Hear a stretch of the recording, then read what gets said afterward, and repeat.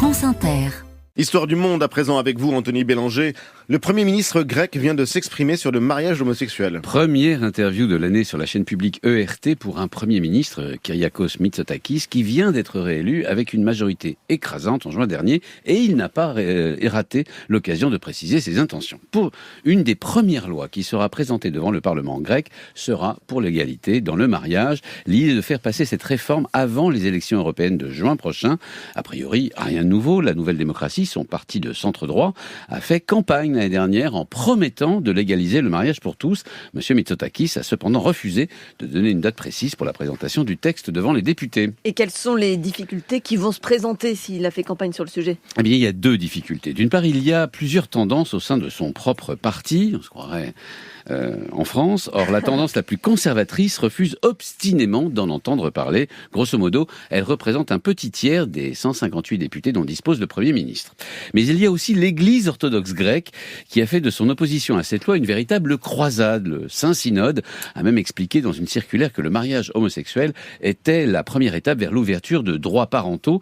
Le texte ajoute « Les enfants ne sont pas des accessoires ou des animaux de compagnie. Rien ne saurait perpétuer le droit naturel d'un enfant à avoir un père et une mère ». Et puis certains prélats sont même allés beaucoup plus loin. Le métropolite du Pirée, Séraphim, a ainsi menacé d'excommunication tous les députés qui voteraient cette loi, accusant par ailleurs l'homosexualité d'être un grand péché et le mettant dans la même catégorie qu'une agression sexuelle. Et le Premier ministre peut-il compter sur la gauche, Anthony, pour faire voter cette loi ? Ah, ça c'est le plus rigolo. En fait, en fin politique, monsieur Mitsotakis a tendu un piège redoutable à la gauche.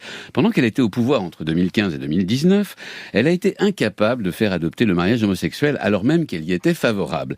C'est en partie pour retirer cet argument à la gauche que monsieur Mitsotakis s'est engagé sur ce chemin. Pas question, une fois de plus, de ringardiser la droite sur les questions de société sensibles. On peut être conservateur et favorable au mariage homosexuel. Logiquement, les députés de gauche devraient suivre, d'autant plus qu'en septembre, le parti de centre-gauche, Syriza, s'est donné un nouveau leader, Stefanos Kasselakis, ouvertement gay et même marié à son partenaire, mais aux États-Unis. Seulement, pour mêler ses voix à celles du parti de droite, de monsieur Mitsotakis, encore faut-il surmonter une culture d'opposition frontale très ancienne. En clair, la gauche aura-t-elle la maturité politique de trouver sur ce sujet un compromis historique ? C'est tout le paradoxe en Grèce et nulle part ailleurs au monde. C'est la droite qui promet le mariage pour tous et la gauche qui se retrouve piégée et hésitante.